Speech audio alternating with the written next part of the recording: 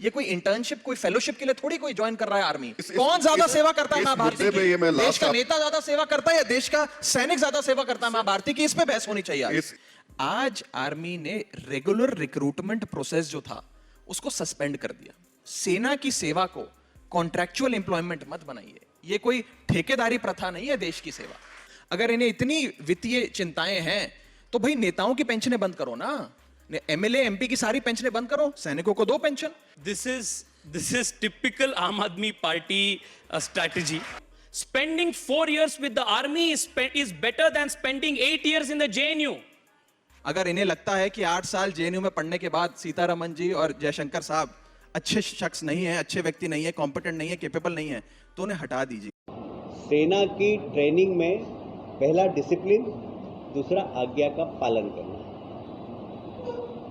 जब वो ट्रेनिंग लेगा और 4 साल की सेवा करने के बाद निकलेगा, 17.5 साल से 23 साल तक की उम्र है। यदि वो 21 साल में भी भर्ती होता है, 4 साल काम करता है तो 25 साल। और अग्निवीर का एक छाती पर तगमा लगा के घूमेगा। किसी भी, मुझे अगर इस ऑफिस में, बीजेपी के ऑफिस में सिक्योरिटी रखना है तो मैं अग्निवीर को प्राथमिकता दूंगा। आप क्रोनोलॉजी समझ लीजिए।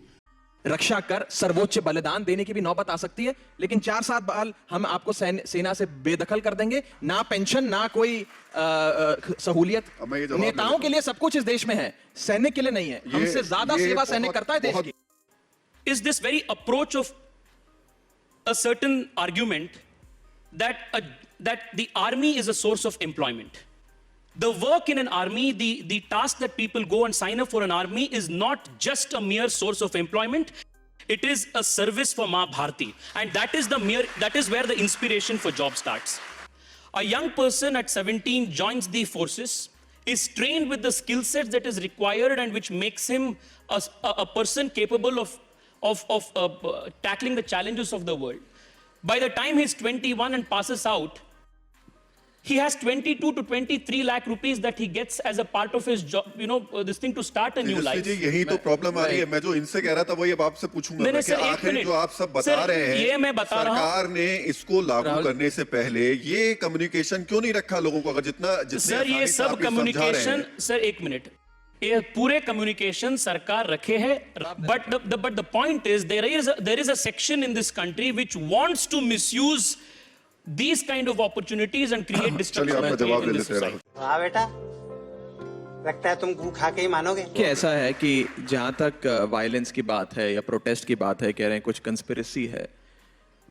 जहां पर भी आप ये वायलेंट प्रोटेस्ट देख रहे हैं, वहां सरकार कौन सी पार्टी की है? लॉ एंड ऑर्डर कौन मेंटेन करता है? बिहार में भाजपा की गठबंधन की सरकार है, उत्तर प्रदेश में भाजपा की सरकार है। लॉ एंड ऑर्डर पे काबू करना तो इनका काम है जी, हमारा तो नहीं है। तो करें लॉ एंड ऑर्डर पे काबू। कवाली बेइज्जती। इन्होंने कहा कि एक युवा मां भारती की सेवा करना चाहता है। मैं तो आपकी बात का समर्थन कर रहा हूं तेजस्वी जी। युवा मां भारती की सेवा करना चाहता है, लेकिन युवा मां भारती की सेवा केवल 4 साल नहीं, आजीवन करना चाहता है। उसे आजीवन सेवा का मौका दीजिए। उसे 4 साल बाद सेना से बर्खास्त मत करें। आपने कहा कि वो 4 साल में परिपक्व हो जाएगा, उसके बाद वो सोसाइटी में वापस जाएगा। आपने उसे बेहद अच्छी training the.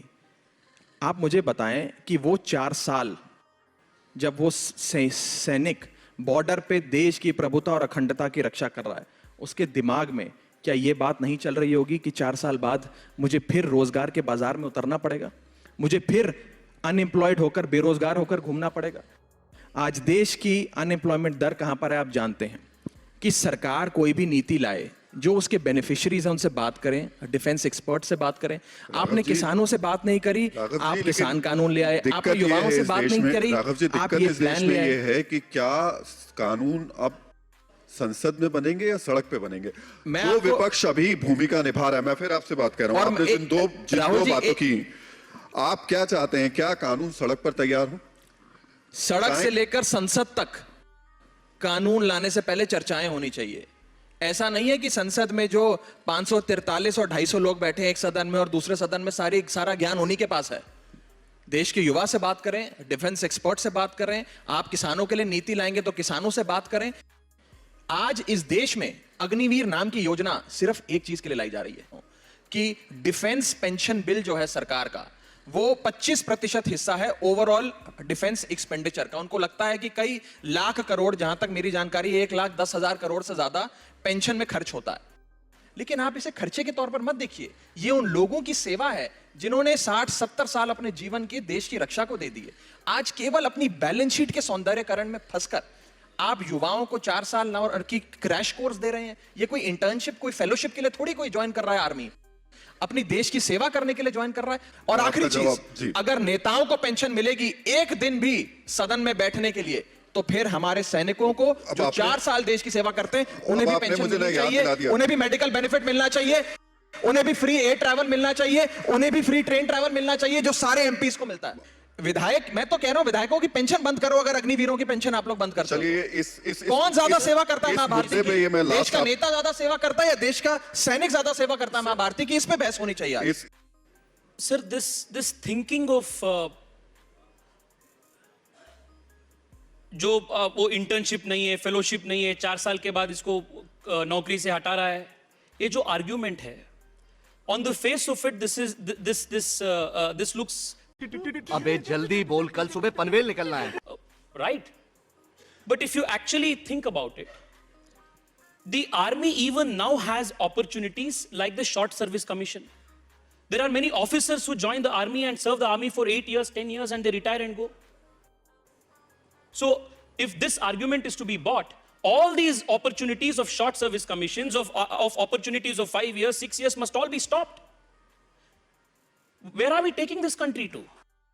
Narendra Modi Sarkar is running a country of 1 billion people, and it is running it responsibility with the vision of protecting it for the next 20 years, not a socialist, a failed model to give free electricity, free water, and again come back to Narendra Modi and asking for money and begging with begging bowls to give promises of which they cannot fulfill.